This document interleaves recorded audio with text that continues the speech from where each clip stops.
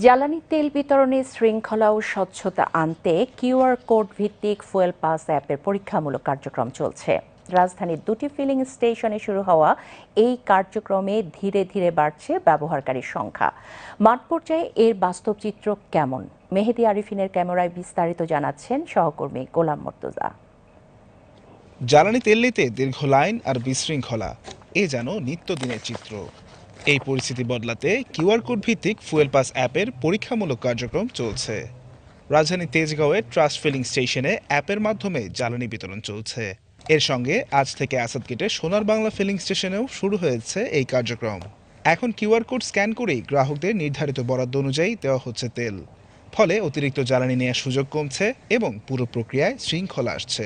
সংশ্লিষ্টরা বলছেন, এই প্রযুক্তি নির্ভর পদ্ধতির মাধ্যমে জ্বালানি বিতরণে স্বচ্ছতা বাড়ছে এবং মনিটরিং সহজ হচ্ছে। তবে বয়স্ক বা প্রযুক্তিতে কম অভ্যস্ত ব্যবহারকারীদের জন্য শুরুতে কিছুটা চ্যালেঞ্জ থাকতে পারে। 1 থেকে 1.5 ঘন্টা হয়েছে আমি আসছি। সবাই যখন অ্যাপে চলে আসবে হয়তোবা সবারই 7 ঘন্টা না লাগলেও হয়তোবা 2 ঘন্টার মধ্যে সবাই তেল পেয়ে যাবে। আশা করি হয়তোবা এর চেয়েও কম সময়ে পেয়ে যেতে পারে। অতিরিক্ত তেল নেওয়া তো ডেফিনেটলি বন্ধ। 10 লিটারের বেশি আমি নিতে পারবো না। আমি পার ডে একবারই তেল নিতে পারবো। এই যে আপনি চাইলেই দিনে 2 বার 3 বার তেল নিতে পারবেন না, চাইলেই বাসায় নিয়ে তেল স্টোর করতে পারবেন না। উনি যেমন হচ্ছে অ্যাপসে আসছেন, লাইন মাত্র উনি 1-1.5 ঘন্টা ওয়েট করছে, তো আমরা তো 8 ঘন্টা ওয়েট করছি। আগে জানলে অ্যাপসে ইনস্টল করে আমি 1-1.5 ঘন্টা ওয়েট করে চলে আসতে পারতাম।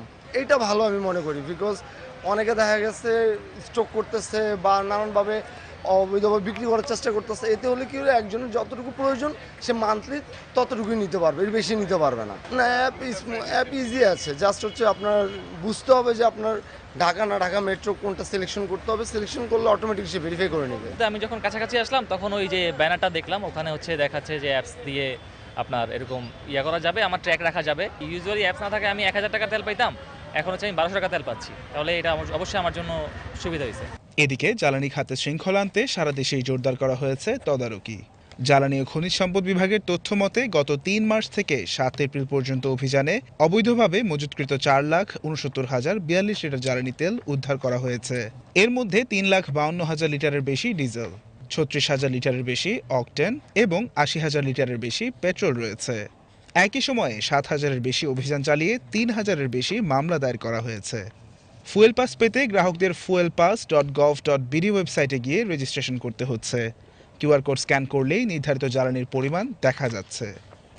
পরীক্ষামূলক এই উদ্যোগ সফল হলে জ্বালানি বিতরণে শৃঙ্খলা ও স্বচ্ছতা আরও বাড়বে, এমনটাই আশা সংশ্লিষ্টদের।